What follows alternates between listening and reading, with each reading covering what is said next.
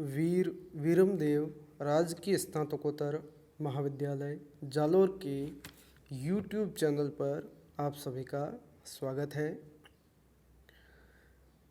BA द्वितीय वर्ष के हिंदी साहित्य के द्वितीय प्रश्न पत्र हिंदी भाषा और साहित्य का इतिहास के अंतर्गत हमने इससे पूर्व के वीडियोज़ में इकाई 1 और इकाई 2 के अंतर्गत हिंदी भाषा की मूल आकार भाषाएं, जिसके अंतर्गत संस्कृत, पाली, प्राकृत, अपभ्रंश का परिचय पढ़ा, उनकी विशेषताएं पढ़ी, हिंदी का उद्भव विकास पढ़ा, बोलचाल की भाषा, राजभाषा, रचनात्मक भाषा के साथ साथ देवनागरी लिपि का भी हमने अध्ययन किया है। आज हम इस प्रश्न पत्र की इकाई 3 के अंतर्गत हिंदी साहित्य का इतिहास, जिसके अंतर्गत आदिकाल की पृष्ठभूमि, आदिकाल का सीमांकन और नामकरण के संबंध में अध्ययन करेंगे। विद्यार्थियों, जैसा कि आप स्क्रीन पर देख रहे हैं, आदिकाल की पृष्ठभूमि, आदिकाल सामान्य परिचय और नामकरण। आदिकाल के नामकरण के अंतर्गत विद्वानों में मतभेद हैं। विद्वानों ने अपने अपने अध्ययन से आदिकाल के विभिन्न नाम दिए हैं, जिसमें ग्रियर्सन ने आदिकाल को चारण काल कहा है और उन्होंने आदिकाल का सीमांकन 700 से 1300 ईस्वी के अंतराल में माना है। ठीक इसी प्रकार से मिस्र बंधुओं ने आदिकाल को आरंभिक काल कहा है और इसकी समय सीमा 700 से 1444 विक्रम संवत तक माना है। आचार्य रामचंद्र शुक्ल ने आदिकाल की रचनाओं में वीरों की गाथाओं के वर्णन को महत्व देते हुए आदिकाल का वीर गाथा काल नाम से नामकरण किया। इन्होंने वीर गाथा काल अर्थात आदिकाल की जो समय सीमा है वो 1050 से 1375 ईस्वी मानी है। ठीक इसी प्रकार से डॉक्टर राम कुमार वर्मा ने हिंदी साहित्य का आलोचनात्मक इतिहास नामक ग्रंथ में आदिकाल को संधि चारण काल नाम से अभिभूत किया है। संधि चारण काल का जो इन्होंने समय है वो 750 से 1375 विक्रम संवत माना है। आदिकाल के नामकरण की इसी श्रृंखला में डॉक्टर गणपति चंद्र गुप्त ने आदिकाल को प्रारंभिक काल अथवा उन्मेष काल कहा है और डॉक्टर गणपति चंद्र गुप्त ने आदिकाल की समय सीमा को 1184 से 1350 ईस्वी तक माना है। डॉक्टर बच्चन सिंह ने आदिकाल को अपभ्रंश काल कहा है और धीरेन्द्र वर्मा ने भी आदिकाल को अपभ्रंश काल कहा है। राहुल सांकृत्यायन ने आदिकाल का नामकरण सिद्ध सामंत युग से किया है और विश्वनाथ प्रसाद मिश्र ने आदिकाल को वीर काल के नाम से नामकरण किया है। विद्यार्थियों, डॉक्टर माफ़ी चाहूँगा, आचार्य रामचंद्र शुक्ल ने आदिकाल को वीरगाथा काल कहा है, जबकि विश्वनाथ प्रसाद मिश्र ने आदिकाल को वीर काल कहा है। तो आपके अध्ययन के दृष्टिकोण से आप इसको ध्यान से समझिएगा, क्योंकि ये प्रतियोगी परीक्षा में भी प्रश्न पूछा जाता है, तो इसमें आपको भ्रमित होने की आवश्यकता नहीं है। सीधा सा है कि आचार्य रामचंद्र शुक्ल ने तो आदिकाल को वीरगाथा काल कहा है, जबकि विश्वनाथ प्रसाद मिश्र ने आदिकाल को वीर काल कहा है। हिंदी साहित्य के इतिहास के अंतर्गत आचार्य रामचंद्र शुक्ल ने निम्नलिखित 12 रचनाओं के आधार पर आदिकाल को वीरगाथा काल कहा है। आचार्य रामचंद्र शुक्ल ने साहित्यिक दृष्टिकोण से विजयपाल रासो, अमीर रासो, कीर्तिलता और कीर्ति पताका, इनको इन्होंने है जो शुद्ध साहित्यिक रचनाएं माना है। और इसके साथ ही खुमान रासो, बिसलदेव रासो, पृथ्वीराज रासो, जय चंद्र प्रकाश, जयमयक जस चंद्रिका, परमाल रासो, खुसरो की पहेलियाँ और विद्यापति पदावली, उसके साथ ये 4 विजयपाल रासो, हमीर रासो, कीर्तिलता और कीर्ति पताका, इन समस्त 12 रचनाओं के आधार पर आचार्य रामचंद्र शुक्ल ने आदिकाल को वीरगाथा काल कहा है।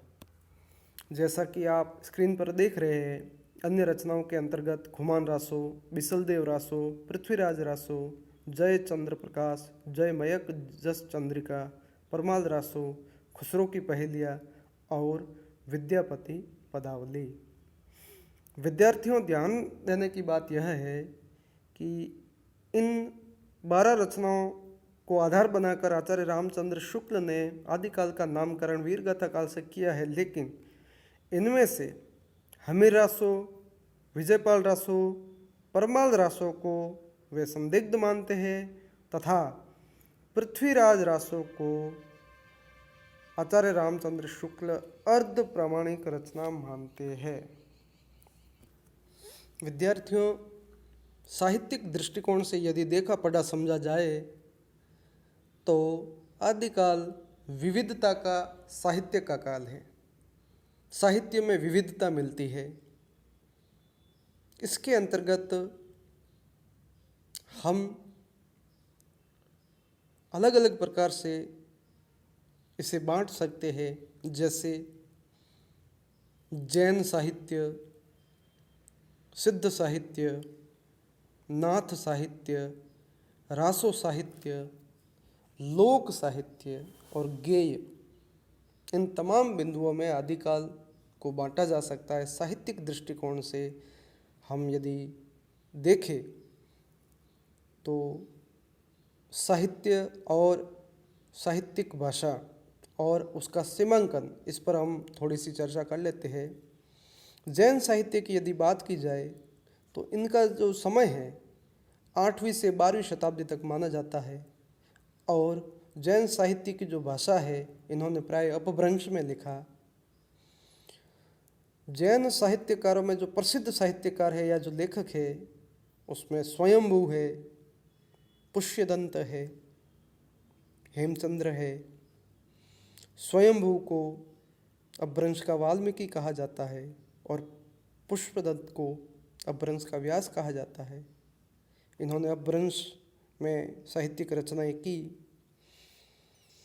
हेमचंद्र ने सिद्ध हेमचंद्र शब्द अनुशासन, जो कि व्याकरण प्रधान ग्रंथ है। तो इस तरीके की जैन साहित्य और आदिकाल के जब प्रश्न किसी प्रतियोगी परीक्षा में पूछे जाते तो जैन साहित्य के संदर्भ में भाषा और इन कवियों के बारे में अक्सर प्रश्न पूछे जाते हैं। सिद्ध और नाथ साहित्य, इन दोनों का जो समय है, जो सीमांकन है, वो 8वीं से 13वीं शताब्दी तक माना जाता है और प्राय अपभ्रंश में इन्होंने लिखा। अब सिद्ध और नाथ, इनका यदि थोड़ा सा अपन तुलनात्मक अध्ययन करें तो सिद्ध भारत के पूर्वी क्षेत्रों में और नाथ भारत के उत्तरी और पश्चिमी क्षेत्रों में, जैसे हरियाणा, राजस्थान, यहाँ है जो इन्होंने अपने यहाँ जो भ्रमण किए, अपने लेखन कार्य किए। सिद्ध ईश्वर में आस्था नहीं रखते या ईश्वर के अस्तित्व को स्वीकार नहीं करते, जबकि नाथ ईश्वरवादी है। और ध्यान रखने की बात यह है कि इन्होंने निर्गुण ईश्वर को महत्व दिया। नाथ सन्यासी भी है, नाथ सन्यासी ही है और इन्होंने हठ योग को महत्व दिया, जबकि जो सिद्ध है वो गृहस्थ भी है और सन्यासी भी है। इन्होंने भोग प्रधान योग को महत्व दिया, जबकि नाथों ने हठ योग को महत्व दिया। सिद्धों की संख्या 84 मानी जाती है, नाथों की संख्या 9 मानी जाती है। नाथ संप्रदाय में सबसे जो प्रसिद्ध नाथ हुए वो गोरखनाथ हुए, और सिद्धों में सरहपा हुए, सबरपा हुए।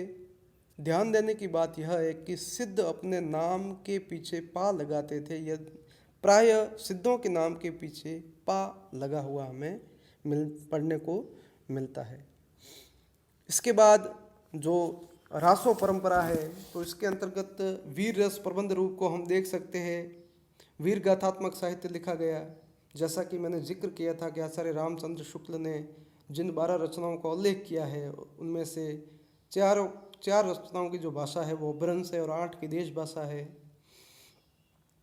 और इतिहास कल्पना का इसमें रूप मिलेगा आपको, और राजाओं का अतिशयोक्ति वर्णन भी मिलेगा आपको, युद्धों का सजीव चित्रण भी मिलेगा आपको। लोक साहित्य के अंतर्गत अमीर खुसरो का नाम सबसे ऊपर की पंक्ति में आता है। उन्होंने पहेलियाँ लिखी है, फारसी के अच्छे ज्ञाता थे। हिंदी में ये स्वयं को हिंदी की तूती मानते हैं। विद्यापति का नाम दिया जा सकता है। तो कुल मिलाकर के बात यह है कि आदिकाल विविधता का साहित्य का काल है। तो विद्यार्थियों,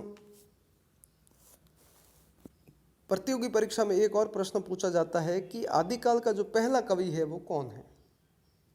तो इस संदर्भ में यदि बात की जाए तो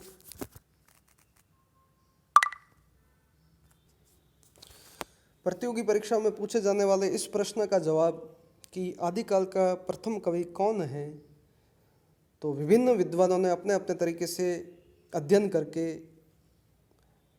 आदिकाल के प्रथम कवि का नामोल्लेख किया है, जिसके अंतर्गत शिव सिंह सेंगर पुंग या पुष्य को मानते हैं, आचार्य रामचंद्र शुक्ल ने मुंज को माना है, डॉक्टर राम कुमार वर्मा ने स्वयंभू को माना है, आचार्य द्विवेदी ने अब्दुल रहमान को माना है, गणपति चंद्र गुप्त आदिकाल का पहला कवि शालिभद्र सूरी को मानते हैं, जबकि डॉक्टर बच्चन सिंह ने विद्यापति को माना है, राहुल सांकृत्यायन सरपा को मानते हैं। और प्रतियोगी परीक्षा में अक्सर यह प्रश्न भ्रमवश पूछा जाता है कि राहुल सांकृत्यायन के अनुसार जो पहला कवि है वो सरपा है, और यदि किसी विद्वान का नाम लेके प्रश्न पूछा जाता है तब तो आपको उनके नाम के अकॉर्डिंग जो मैंने आपको बताया है वो लिखना है।